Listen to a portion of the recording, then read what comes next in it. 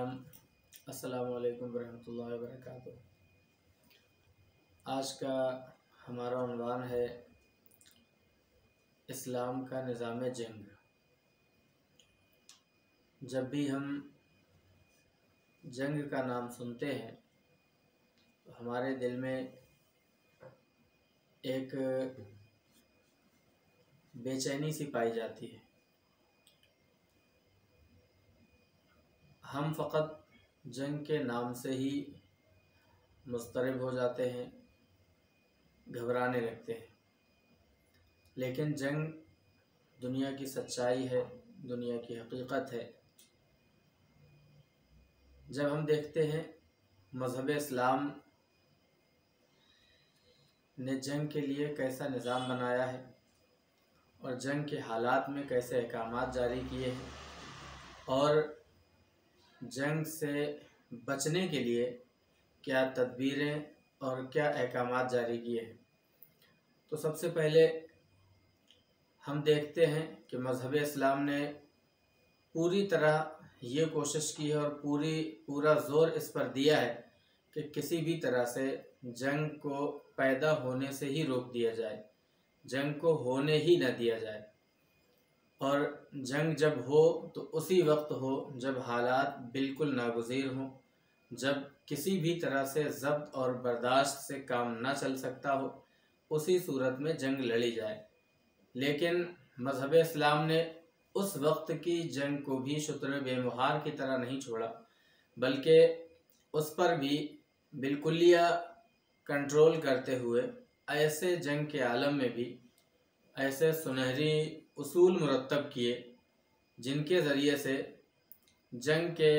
बावजूद इंसानी हुकूक़ की पासदारी, इंसानी हुकूक़ का लिहाज बखूबी रखा जा सकता है, जिससे जंग को कम वक्त में ख़त्म किया जा सकता है और उसके असर को कम से कम किया जा सकता है। मज़हब इस्लाम ने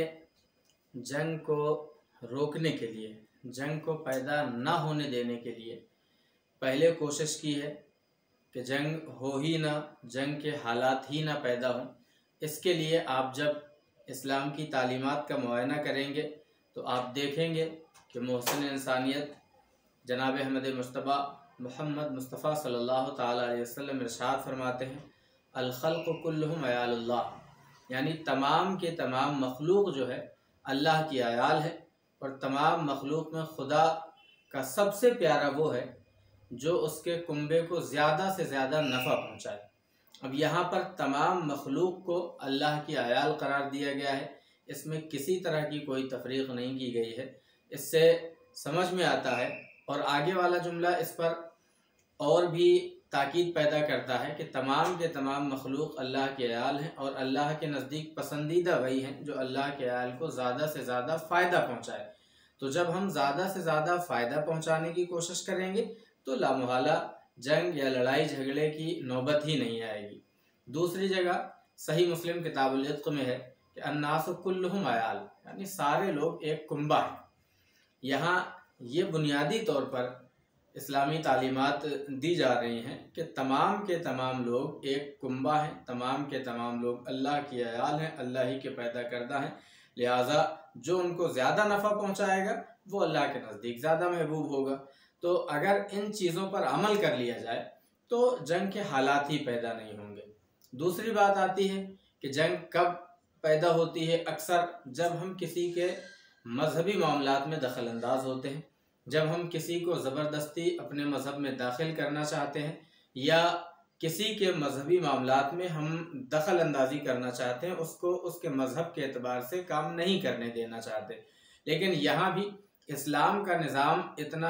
बेहतर और इतना मुनज़्ज़म है कि अल्लाह तबारक ताला कुरान मुक़द्दस में इरशाद फरमाता है, ला इकराहा फिद्दीन, यानी दीन में कोई ज़बरदस्ती नहीं है। किसी को ज़बरदस्ती दीन में दाखिल नहीं किया जा सकता, किसी को दीन के लिए फ़ोर्स नहीं किया जा सकता, किसी पर दीन को कबूल करने के लिए, मज़हब इस्लाम को कबूल करने के लिए दबाव नहीं डाला जा सकता। और इसी सिलसिले की एक और आगे कड़ी में इरशाद होता है कि वला युकरहूना अला दीनिहिम, यानी दीन में किसी तरह की किसी से कोई ज़बरदस्ती ना की जाए। और जहाँ तक हुकूक की मामलात आती है, किसी भी कौम के हुकूक की, किसी भी कौम के अपने मसाइल के, अपने अहकाम की बात आती है, तो वहाँ पर भी इस्लाम उनके अहकाम में दखल अंदाजी को बिल्कुल भी नाजायज़ करार देता है और किसी भी तरह से किसी के हुकूक को दबाने या किसी के हुकूक को कुचलने, उनकी अपनी आज़ादी को पामाल करने की इजाज़त मज़हब इस्लाम नहीं देता है। समाअत फरमाए, हुक्म होता है वला यहालु बैनहुम व बैन शराइहिम, यानी उनकी शरीयतों के दरमियान और उनके दरमियान हायल ना हो। यानी जो भी मज़हब है, किसी भी मज़हब के मानने वाले लोग हैं, उनके दरमियान और उनकी शरीयतों के दरमियान हायल ना हो। यानी अपनी शरीयत के अतबार से जो भी वो करना चाहते हैं, चाहे शादी ब्याह के मामलात हों, चाहे किसी और तरह के मामलात हों, उनमें किसी तरह की कोई दखल अंदाजी बर्दाश्त नहीं की जाएगी। अब आप देखें, यहाँ पर मज़हब इस्लाम ने सबसे पहले तमाम लोगों को अल्लाह की अयाल करार दिया है और अल्लाह की अयाल को ज़्यादा नफ़ा पहुँचाने वाले को ज़्यादा महबूब बताया है और उसके बाद दीन में ज़बरदस्ती को मना किया है और यहाँ पर दूसरों की शरीयत में भी, दूसरों के दीनी मामलात में भी दखल अंदाजी से शरीयत मुतहरा मना करती है। ये सारी चीज़ें वो हैं, ये वो असूल हैं जिनके ना होने से जंगें पैदा होती हैं और जिनके होने से जंगों का वजूद ही ख़त्म हो सकता है, झगड़ों का, लड़ाइयों का वजूद ही ख़त्म हो सकता है। और एक चीज़ आती है कि नाइंसाफ़ी, जब किसी के साथ अदल नहीं होता, जब किसी के साथ इंसाफ नहीं होता किसी कौम के साथ, तब जंग के हालात पैदा होते हैं। अल्लाह रब्बुल इज़्ज़त कुरान मुक़द्दस में इरशाद फरमाता है कि वला यजरिमन्नकुम शनआनु कौमिन अला अल्ला तादिलु इदलु हुवा अक़रबु लित्तक़वा, यानी यहाँ पर भी और दूसरी कौमों के बारे में, ऐसी कौमों के बारे में कहा जा रहा है जो दुश्मन है। यानी तुम्हारी अगर कोई दुश्मन कौम है तो वो कौम की दुश्मनी तुम्हें इस पर आमादा ना करे कि तुम उनके खिलाफ अदल ना करो। अल्लाह तबारक ताला फरमाता है तुम अदल करो और अल्लाह तबारक ताला अदल करने वालों को पसंद फरमाता है। यानी अगर तुम्हारे पास कोई ऐसा मामला आता है कि तुम्हारे सामने कोई दुश्मन कौम है और तुम्हें उनके दरमियान फैसला करना है कोई, तब भी तुम अदलो इंसाफ के साथ फैसला करो। अल्लाह फरमाता है कहीं ऐसा ना हो कि उस कौम की दुश्मनी तुम्हें अदल से या इंसाफ करने से भटका दे, बहका दे। तो ये वाज़े अहकाम नाफिज फरमा दिए अल्लाह तबारक ताला ने कि अगर ऐसा मामला हो कि कोई ऐसी कौम हो जिसके साथ तुम्हें अदल करना हो, कि जिनसे तुम्हारी दुश्मनी हो, तो वो दुश्मनी एक तरफ और अदल का पैमाना एक तरफ। जब आप अदल करेंगे दुश्मन कौमों के साथ भी, और अल्लाह तबारक ताला ये भी फरमाता है कि अगर तुम अदल करोगे तो ये तकवा के ज़्यादा करीब है, ये अल्लाह तबारक ताला के ज़्यादा करीब करने वाला है। एक तो फ़ायदा ये है। दूसरी चीज़ ये है कि जब आप किसी दुश्मन कौम के साथ भी अदल का मामला करते हैं, इंसाफ का मामला करते हैं, तो वो दुश्मन कौम भी आपके साथ लामोहाला यकीनी तौर पर उनके दिलों में आपके लिए मोहब्बत पैदा होगी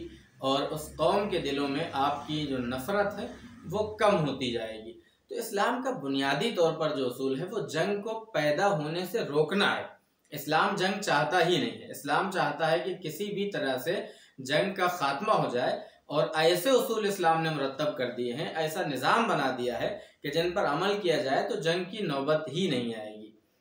और आगे आप देखें एक आयत और सूरह सजदा, हामीम सजदा की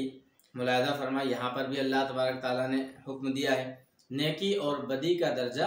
बराबर नहीं हो सकता, बुराई का जवाब अच्छाई के साथ दो। अगर तुमने ऐसा तर्ज अमल अपनाया तो तुम देखोगे कि तुम्हारा वही दुश्मन दोस्त बन गया है। ये आयत भी आप देखें, वाज़े तौर पर दुश्मनों को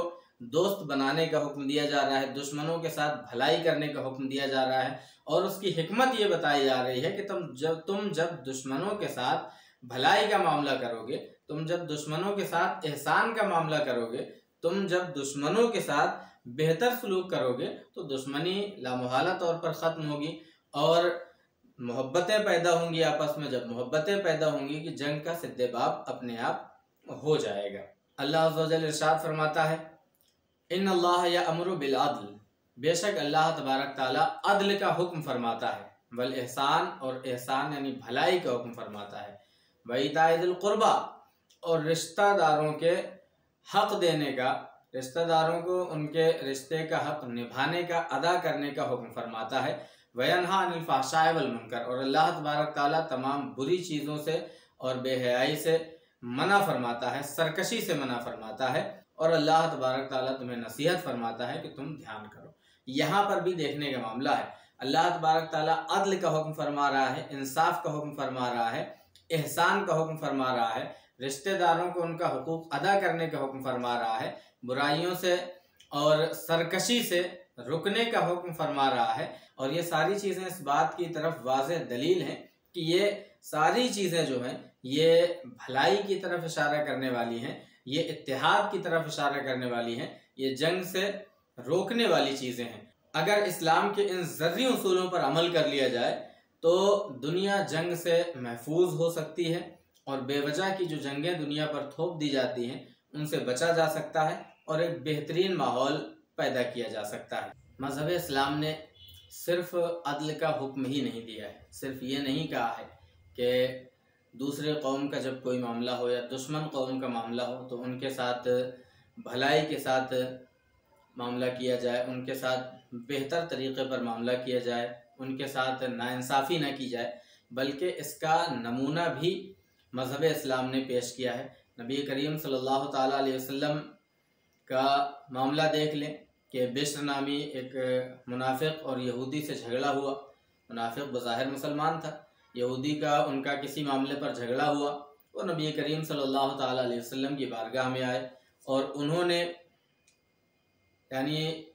नबी रहमत सल्लल्लाहु ताला अलैहि वसल्लम ने इंसाफ के तकाज़े पर अमल करते हुए उस मामले में फ़ैसला यहूदी के हक़ में फ़रमा दिया। इसी तरह हज़रत उमर रज़ी अल्लाह ताला अन्हु के मुतालिक आपका भी फ़ैसला है कि आपके पास एक मुसलमान और एक यहूदी का मामला पेश आया, उनका मुकदमा आपकी बारगाह में पेश हुआ, तो आपने यहूदी को हक़ पर पाया तो आपने यहूदी के हक़ में फ़ैसला फरमाया। तो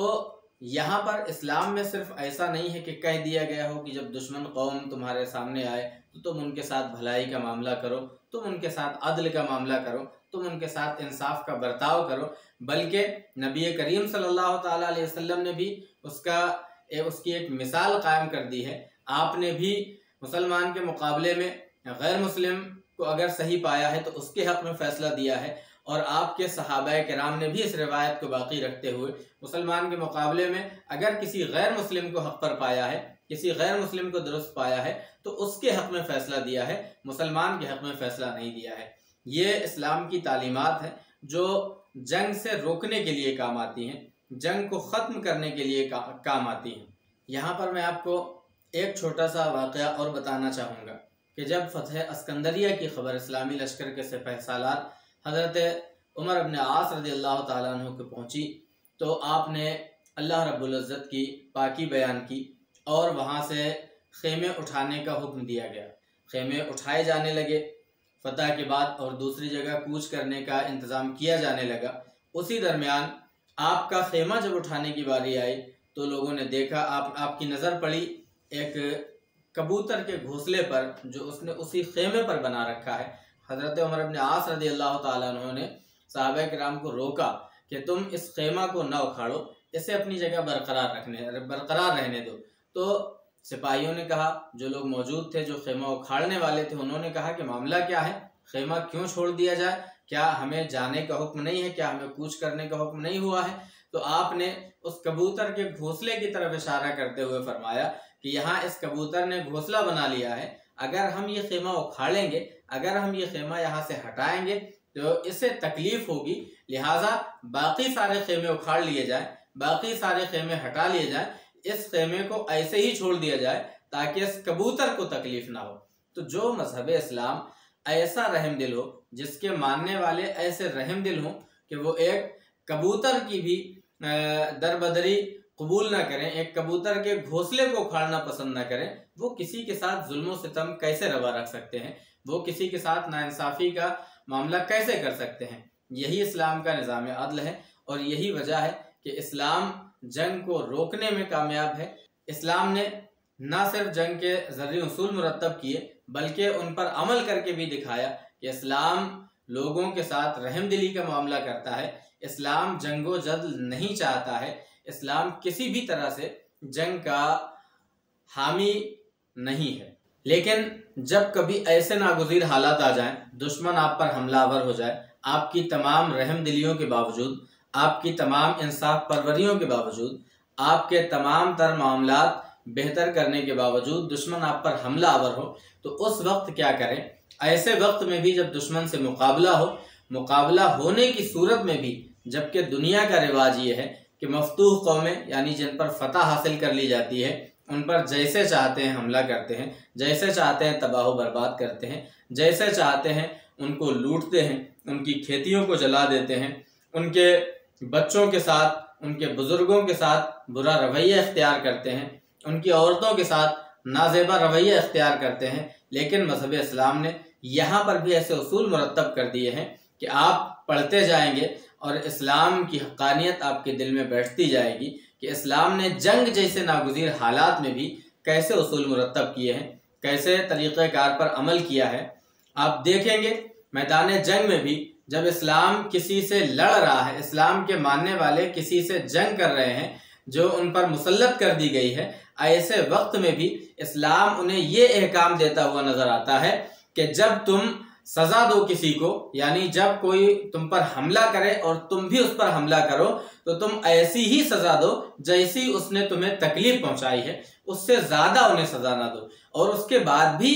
हुक्म फरमाता है अगर तुम सब्र करो, यानी अगर किसी ने तकलीफ तुम्हें पहुंचा दी है उस पर भी तुम सब्र करने की कोशिश करो, और अगर तुमने सब्र कर लिया तो बेशक सब्र वालों को सबसे अच्छा है, यानी सब्र वालों का अंजाम सबसे बेहतर है। अल्लाह तबारक ताला यहाँ पर भी सबसे पहले तो दुश्मन जब जंग मुसल्लत कर दी गई है तो उस जंग में भी बेहतर बर्ताव करने का हुक्म देता है और उतनी ही लोगों को सजा देता है जितनी उन्होंने तुम्हें तकलीफ पहुंचाई है। उसके बाद फिर भी इस्लाम का हुक्म है कि तुम उस पर भी सब्र कर लो दुश्मन के तकलीफ पहुंचाने पर, कि यह तुम्हारे लिए ज्यादा बेहतर होगा। और आका करीम सल्लल्लाहु ताला अलैहि वसल्लम जंग के अहकाम के लिए, जंग के मामलात के लिए इरशाद फरमाते हैं कि तुम किसी बूढ़े शख्स को कत्ल ना करना, किसी बच्चे को कत्ल मत करना। और नबी करीम सल्लल्लाहु ताला अलैहि वसल्लम जब भी किसी को लश्कर का अमीर बनाते थे, जब भी किसी को फौज का कमांडर बना करके उसको किसी जंग के लिए भेजते थे तो आप उस अमीर से इरशाद फरमाते थे ला तक़्तुलू वलीदन, यानी तुम किसी बच्चे को हरगिज हरगिज कत्ल मत करना। मोहतरम सामीन किराम, आप और देखते जाइए इसी तरह के इस्लामी उसूल मुरत्तब होते चले जाएंगे। मकबूजा इलाके जहाँ पर लोग कब्जा कर लिया करते हैं, जहाँ पर लोग जंग जीत करके वहाँ अब काबिज हो जाया करते हैं, वहाँ लोगों के अपने मामलात होते हैं। मकबूजा इलाके जंग के जहाँ लश्कर जंग करने के बाद फतह हासिल कर लिया करते हैं, वहाँ जैसे चाहते हैं लश्कर कत्ल गारत गरी करते हैं, जुल्म करते हैं। लेकिन इस्लाम ने वहाँ भी उसूल मुरत्तब कर रखे हैं। एक मरतबा का वाक़या है कि कुछ लोगों ने, कुछ लश्करियों ने कुछ बकरियों को लूट लिया और उन्हें पकाना चाहा, तो नबी करीम सल्लल्लाहु अलैहि वसल्लम को जब ये खबर हुई कि बकरियां यहाँ पर मकबूजा इलाके से उठाई गई हैं, मकबूजा इलाके से ली गई हैं, तो नबी करीम सल्लल्लाहु अलैहि वसल्लम ने उन तमाम देगचियों को उलटने का हुक्म फरमा दिया और कहा इसका खाना, ये लूट का माल खाना तुम्हारे लिए ऐसा ही है जैसा कि मुर्दार जानवर का खाना है। यानी जंग के हालात में भी जो इलाके आपने जंग करके फतह किए हैं वहाँ की हर चीज़ पर फातिह कौम जो होती है वो अपना कब्जा समझती है, अपना मालिकाना हक समझती है। लेकिन इस्लाम ने ऐसे वक्त में भी ऐसा अहकाम नाजिल फरमाया है कि अगर तुम किसी इलाके में फातिह की हैसियत से जाओ, किसी इलाके को जंग करके तुम फतह करो, तो वहाँ पर भी किसी के जान माल इज्जत व आबरू के साथ कोई खिलवाड़ मत करना, उसके साथ कोई सौदा न करना, उसके साथ कोई ऐसा काम न करना जिससे मजहब इस्लाम पर आँच आए। जब कोई कौम किसी कौम पर फतह हासिल कर लेती है तो अक्सर देखा गया है कि वो लाशों के साथ बेहुरमती करती है। लेकिन मजहब इस्लाम की तालीमात यहाँ पर भी आती हैं कि अल्लाह के रसूल सल्लल्लाहु ताला अलैहि वसल्लम फरमाते हैं कि किसी भी कैदी को, किसी भी मकतूल को मुसला ना किया जाए, यानी उसके आज़ा को नुकसान ना पहुँचाया जाए, उसके आज़ा को काटा ना जाए। जंग की हालत में भी इस्लाम दुश्मनों की लाशों की बेहुरमती करने से मना फरमाता है। नबी करीम सल्लल्लाहु ताला अलैहि वसल्लम ने इरशाद फरमाया है कि तुम मकतूल को मुसला ना करो, यानी उसके आज़ा को मत काटो। खलीफा अव्वल हज़रत सैयदना अबू बकर सिद्दीक़ रज़ियल्लाहु ताला अन्हु जब भी कहीं इस्लामी लश्कर को भेजते जंग के लिए तो आप उनसे वाज़ेह तौर पर इरशाद फरमाते थे कि किसी औरत को कत्ल ना करना, किसी बच्चे को कत्ल ना करना, किसी बूढ़े को कत्ल ना करना, किसी फलदार दरख्त को ना काटना, आबादी को वीरान ना करना, बकरी और ऊंट को जख्मी ना करना,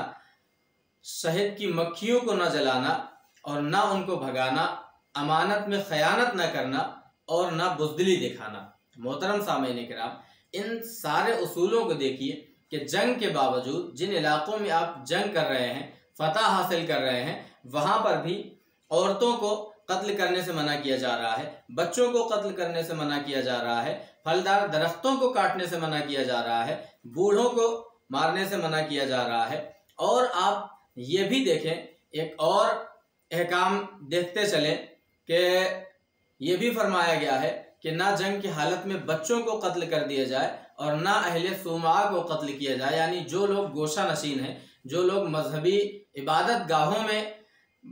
बैठे हुए हैं, जो मजहबी इबादत गाहों के इबादत करने वाले हैं, उनको भी ना मारा जाए। और फतह मक्का के वक्त का जब आप देखेंगे तो आयन उस वक्त में जब जंग अपने उरूज पर है और नबी करीम सल्लल्लाहु ताला अलैहि वसल्लम फातिह की हैसियत से मक्के में दाखिल हो रहे हैं, उस वक्त भी आप बुलंद आवाज़ से ऐलान करवा रहे हैं कि मुकाबला सिर्फ उसी से किया जाए जो जंग के इरादे से आए, हरम में खून रेजी ना की जाए। जो शख्स काबा की हुदूद में दाखिल हो जाए वो हमारी पनाह में है, जो अबू सुफियान के घर में दाखिल हो जाए वो हमारी पनाह में है, जो अपने घर का दरवाज़ा बंद कर ले वो हमारी पनाह में है, जो भाग जाए उसका ताक़ुब न किया जाए, जो हथियार डाल दे उसको छोड़ दिया जाए। मोहतरम सामीन किराम, ये ऐसे ज़रूरी उसूल हैं जो जंग की हालत में कोई भी कौम इन्हें अपनाती नहीं है। कोई भी फातिह लश्कर, कोई भी फातिह फौज ऐसे उसूलों को नहीं अपनाती है जिनको मजहब इस्लाम ने अपनाया है।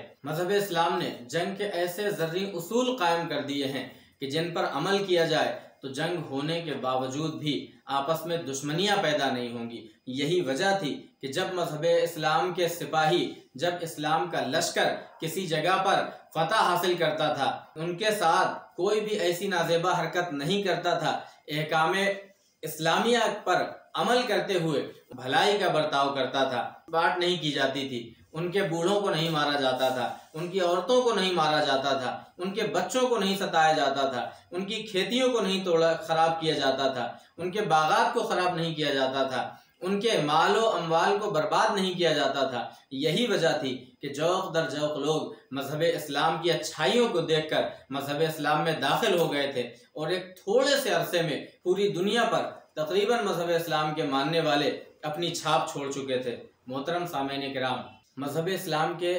ये जंगी उसूल है, ये जंग का मिजाज है मजहब इस्लाम का कि पहले तो मजहब इस्लाम कोशिश करता है कि जंग के हालात ही पैदा ना हो, और जब जंग के हालात पैदा हो जाएं, जंग नागुज़ीर हो जाए, मजबूरी जंग हो जाए, तब भी आप इन उसूल की पाबंदी कीजिए ताकि दुनिया का कम से कम नुकसान हो, कौमों का कम से कम नुकसान हो। और जब कम से कम नुकसान होगा और आपका इखलाक बेहतर से बेहतर उनके सामने पेश किया जाएगा तो आप सिर्फ उनके सरों पर फतह हासिल नहीं करेंगे बल्कि उनके दिलों पर फतह हासिल कर लेंगे। यही वजह है कि पूरी दुनिया में आज मजहब इस्लाम के मानने वाले पाए जाते हैं, मजहब इस्लाम के चाहने वाले पाए जाते हैं।